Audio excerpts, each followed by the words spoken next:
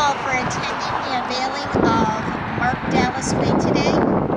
Today is possible thanks to the amazing partnership with the City of Dixon and Dixon Public School District 170. Mark, there are a few individuals who are here that would like to say a few words in your honor.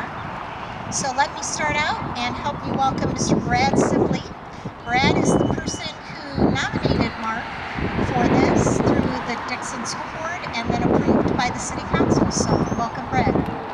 Special recognition to Superintendent Mark Lumpin, Dixon School Board, Mayor Glenn Hughes, and the Dixon City Council for supporting this and making it a reality. May 16, 2018 was an important day in my life, as I'm sure it was in others here today, but for me it was my son Jacob's 16th birthday. I wasn't supposed to be at the office that day because former Deputy Chief Whalen and I were scheduled to attend a 2-day seminar in Rock Island. As we were just getting ready to leave town, we were heading south on Galena Avenue by Huffy's. My phone rang and it was Chief Howell. Probably wouldn't be appropriate to rehash our conversation in public, but suffice it to say it was the next to the worst phone call a law enforcement administrator can ever receive. Something everyone said would never happen in their city. So we have an active shooter at the high school. We proceeded to the high school rather quickly. As we got there, Dr. Grady came running out of Lancaster Gymnasium doors and pointed west and said that Mark was that way with others and Deputy Chief Whalen ran that way to assist. I went into the foyer area outside the gymnasium. Mr. Shaner, myself, and others completed a quick assessment to determine if it was a lone assailant or not. During our assessment, we learned very quickly that no innocent victims had been physically injured during the incident and the suspect was taken into custody. I mentioned earlier that the first call I received from the chief was the next to the worst call. Because of the courageous response and actions of Mark Dallas, we didn't experience the worst call or scene, having physically injured or worse innocent students or faculty dead. As a law enforcement administrator, I take pride in knowing that we played a small role in the successes that day, and it is our responsibility to provide our employees with the training and tools to perform their jobs and be successful. But ultimately, it is a small role because it is up to each individual to respond to that situation and answer that bell when it is wrong. Unfortunately, across this country over the past few years, time and again, officers have not answered that bell, and those communities and school districts have suffered the tragic aftermath, scrutiny, and consequences. The national media is quick to paint law enforcement with a broad brush in these situations, and I can tell you that no one is more devastated than law enforcement officers when innocent lives are taken. Mark and I have had several candid conversations about these responses, or lack thereof, which unfortunately have occurred over and over. Mark does not like the hero title, and has told me again and again that he was just doing his job that day. But he's also told me that we have a responsibility to defend the line for those that can't protect themselves. Mark was in plain clothes that day and didn't have a bulletproof vest on, yet he never hesitated to engage the threat. What he did was far more than just doing his job. And because of that, Dixon's experience is that of strength, confidence, and celebration. Don't ever forget it, Mark. You were a hero that day. Mark has received innumerable awards and accolades, and he deserves them all and more. It's amazing to me how the national publicity there is when there's a body count, when we should all be really celebrating when there isn't. Mark not only rang the bell on the 16th of May 2018, he broke it. I thank him from the bottom of my heart that we will never know what would have happened if he hadn't. I was fortunate enough to witness firsthand that day with Dr. Grady, as we personally went to each classroom so the staff and students would have a familiar voice as we knocked on the respective locked classroom doors. They didn't know who was out in the hallway. What we saw simply amazed me, and I wanted to take photographs, but they would not have been appropriate under the circumstances. All of the training was started by John Simonton and Mike Wolfley after the Columbine tragedy came to life with students and faculty placing barricades in front of classroom doors, students arming themselves with makeshift weapons to take on unknown assailants, ready to do what they had been trained to do, and some of them becoming leaders. What stuck with me the most personally, though, was being able to tell my son happy birthday when he got to his classroom. He engaged jovially, telling me they were never worried because they knew Mark Dallas was there, and that he would never let anything happen to them. Mark treated all the kids as if they were his own because he truly feels that way. And the reputation and rapport that he had cultivated with the student body gave them the confidence to feel secure in those scariest of situations. I will end with this. I brought this forward because I believe that it is wholeheartedly warranted and deserved. There were several individuals that performed courageously that day, and several more that trained and rehearsed different scenarios days, months, and years before May 16th. And I don't mean to be dismissive of that, But it does not get lost on me that without the critical immediate response to the threat by Mark Dallas, none of those things would have changed the outcome on that day. Mark deserves all the credit he has received. I hope at some point we can bring some degree of closure to the multitude of students, staff, parents, first responders, etc. that may have not suffered a physical injury that day. We all felt varying degrees of emotional trauma. Thank you. Congratulations, Mark.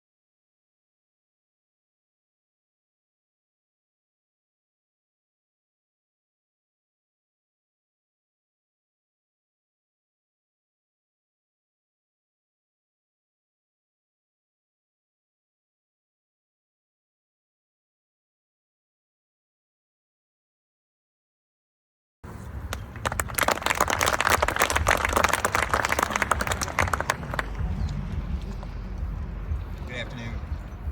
I had the privilege of working with Mark Dallas while he served as resource officer at Dixon High School. During that time, I got to know both he and his family. Mark did not see the position of resource officer as a job. It was his calling. I say this because from day one, he got involved. Mark coached football, helped with fundraisers, attended dances, presented lessons in classrooms, but my favorite was his willingness to participate in homecoming. When I'd get an idea for one of our theme days, Mark was always in, 100%. This gave him credibility with the students and staff. He became part of the fabric of Dixon High School. A number of superlatives have been used to describe Mark, all deserved. But words cannot truly describe how he positively impacted Dixon High School, not only on May 16th, but also the entire time he served as resource officer. In my opinion, the Dixon Police Department, Dixon Public Schools, and Mark created the blueprint on how a successful resource officer program should operate. So if there's anyone out there that's still confused on whether or not they should have a school resource officer program in their school, contact Chief Howell or Mrs. Empin.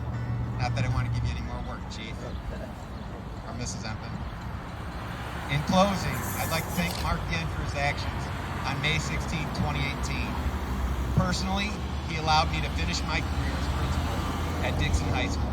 Or if any student or staff member would have been hurt that day, I'm not sure I would have been able to continue in that role. But God was watching us that day, and we had the best possible outcome. Thank you, Mark, for giving us all a future, and congratulations on this well-deserved honor.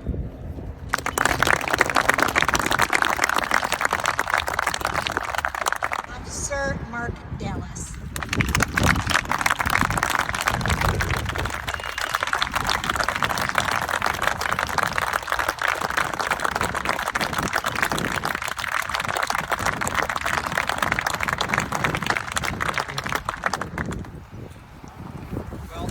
Start off by saying thank you to everybody that showed.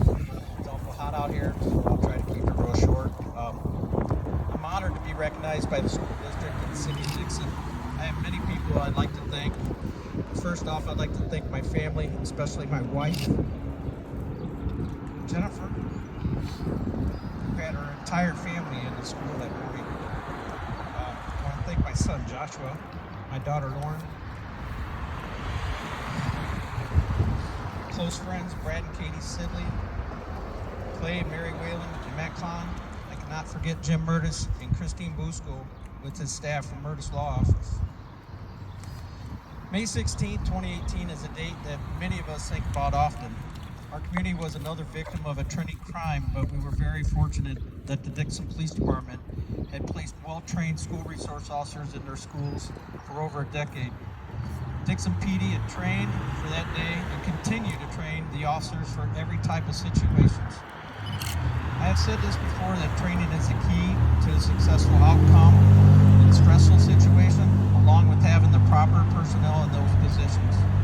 I'd like to say thank you to Chief Steve Howe, Deputy Chief Doug Lehman, Deputy Chief Matt Richards, and retired Sergeant Mike Wolfley, along with former Sheriff John Simonton, and of course, my Dixon Police law enforcement family. The training I received from these people over the years were paramount with our outcome that day. I'd also like to thank the State's Attorney's Office, Charlie Boonstra, and his staff. Now, my school district family, I would like to say thank you to Superintendent Margo Empen, Assistant Superintendent Doug Sansford, Dr. Mike Grady, Principal Jared Shaner, Kevin Schultz, who we had a lot of conversations over time about security in this building, along with the entire staff at DHS and the Dixon School Board. I'd like to thank the City of Dixon, Mayor Glenn Hughes, Director Langloss, Dixon City Council, especially Chris Bishop. And I thank you again. I'm very honored and humbled with this acclaim. Thank you.